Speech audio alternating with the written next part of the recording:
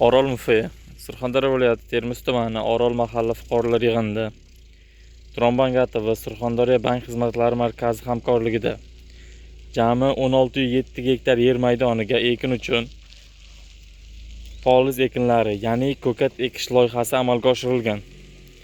Hozirda loyihada jami 38 nafar dehqon va fermer xo'jaliklari bo'lib, lider tadbirkor sifatida Yangiobod universal daromad mas'uliyati cheklangan jamiyat tanlab olingan.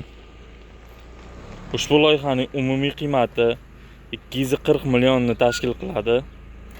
Ushbu loyihadan yalpi hosil 255 tonna ko'kat hosilini olish rejalashtirilgan. Hozirda mahsulotimiz yig'ib olish jarayonida bo'lib, oy yakuniga qadar to'liq yig'ishtirib olinadi. O'rtacha har bir dehqon fermer xo'jaliklarining ko'kat hosilidan oladigan sof foydasi qarib 20-22 million so'mni tashkil etmoqda.